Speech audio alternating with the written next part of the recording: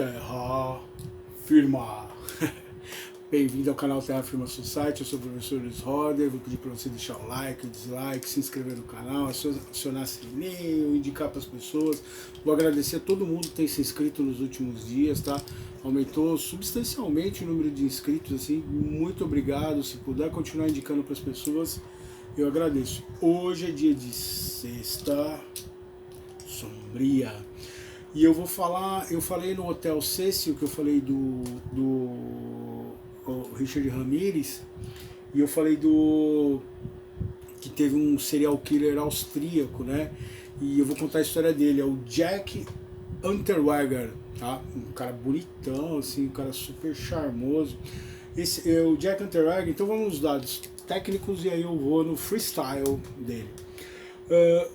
Ele era Johann Unterweger. Ele nasceu no dia 16 de agosto de 1950 na Áustria, né? Ele morreu em 29 de junho de 1994 com 43 anos. Ele foi jornalista, dramaturgo e garçom. Ele teve pena de prisão perpétua e ele cometeu o primeiro crime dele em 1974. E aí o que aconteceu? E essa história dele é muito maluca, assim. Em 74 ele matou uma jovem, né, violentou a jovem e ele a estrangulou com o sutiã. Uma das marcas dele, que você consegue reconhecer as vítimas, é que ele gostava de matar por estrangulamento, então ele tinha essa relação de dominação com as mulheres e tudo mais, e ele gostava de matar com a morte por ligadura. O que é a morte por ligadura? O BTK tinha esse hábito também. Você matar a mulher ou com o sutiã, ou com a calcinha, ou com a meia fina dela, né? Então o BTK gostava muito de brincar com isso, de enforcar, deixar a mulher ir e voltar, né? Fazer essa... Então você o mata com o sutiã ou com a calcinha, e ele matou essa moça. Ele foi descoberto em 74 e ele foi condenado à prisão perpétua. Na prisão perpétua ele era um ótimo escritor, e ele começou a produzir peças de teatro, livros, começou a refletir sobre o papel dele, sobre os crimes e tal. E aí, não estou falando da Áustria, então imagina o número de presos que tinha na prisão, assim. Então, você ter um criminoso como ele foge muito do normal.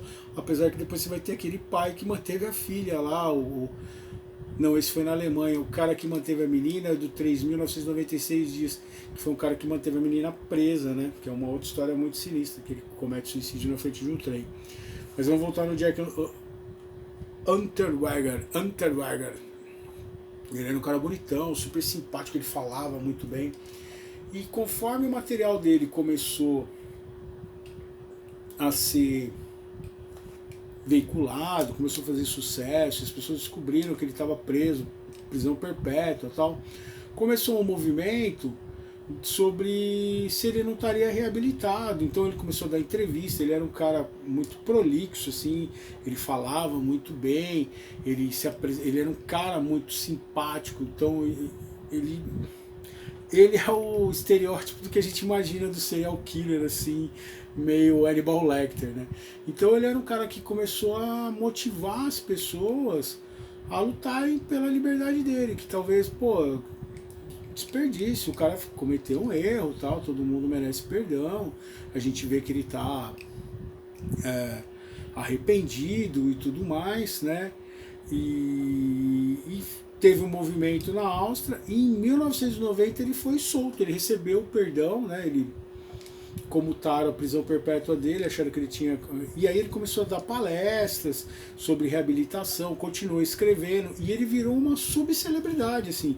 Então se você procurar os documentários sobre ele, você vai ver entrevistas dele em programa de televisão, vai ter muito material dele solto, falando, né? Falando sobre as obras dele, e principalmente na Áustria ele ficou um cara famoso, assim, um país pequeno, né, uma história em comum. Beleza, então ele continuou a vida dele, teve um certo conforto, as obras dele rendiam. Como eu disse, ele escrevia bem, escrevia peças interessantes. Só que depois que ele foi solto, com o tempo começaram a aparecer mulheres, e ele gostava de matar prostitutas, então vem aquele, de novo naquele momento que eu falo para você. Então você vê que ele tinha uma relação ruim com as mulheres. Ele era um cara que ele fingia muito bem um modo como ele se expressava para a sociedade, mas que no íntimo dele ele tinha um ódio pelas mulheres, ele tinha um problema em relação às prostitutas, né? E também ele é um cara inteligente, as prostitutas são um alvo que não chama tanta atenção, porque uma prostituta some, ela vai ser considerada, ela é uma pessoa que talvez more num lugar, é aquilo que é o preconceito que apareceu lá no Yorkshire Reaper, né? A sociedade tem um grande preconceito com esse público. Então a mulher some, acha que morreu de overdose, que foi para outro lugar, e começaram a assumir prostitutas em regiões da Áustria, que não eram próximas a ele. Só que quando começaram a descobrir os corpos, sufocadas por ligadura, e eram prostitutas. E aí quando começaram a investigar, viram que ele estava próximo a elas. Ele tinha feito viagens de pesquisa, ele estava escrevendo um livro novo, né?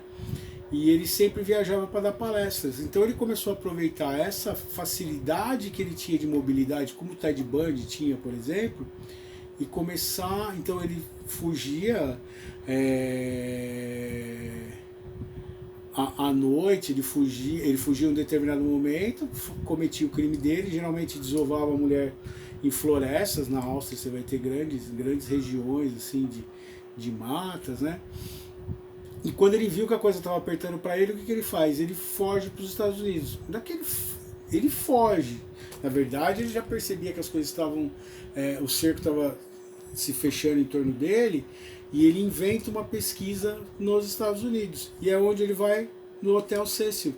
Ele vai naquela região do Hotel Cecil, e 2 prostitutas com certeza vão sumir lá na área dele, nessa área onde ele estaria. E a polícia de Los Angeles começa a investigar esses 2 crimes. E aí ele vai matar mais 2 prostitutas nos Estados Unidos. E aí ele vai ser preso nos Estados Unidos e deportado para a Áustria.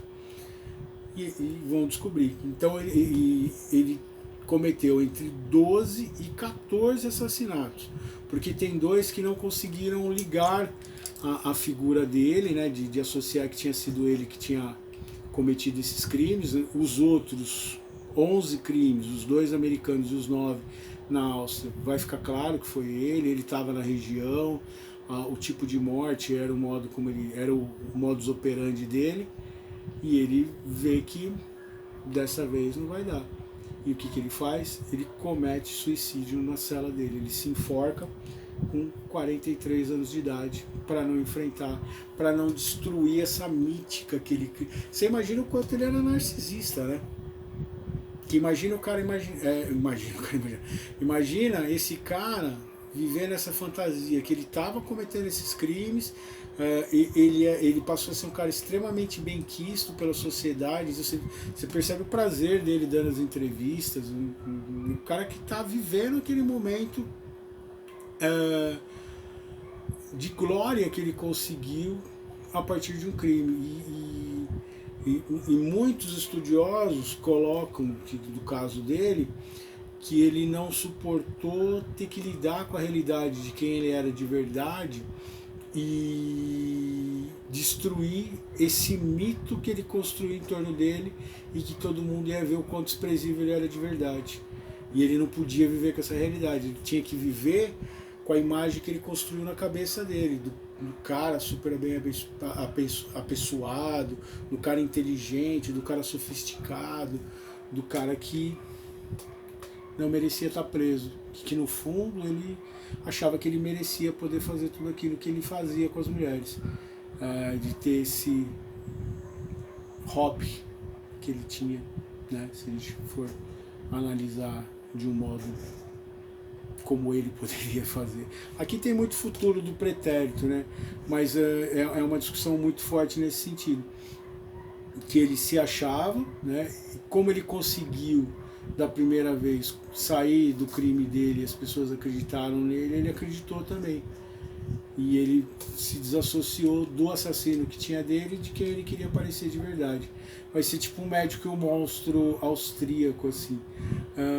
Muito triste, porque era um cara que tinha um potencial muito grande, era um cara realmente muito inteligente e que não soube lidar com essa segunda chance que ele teve.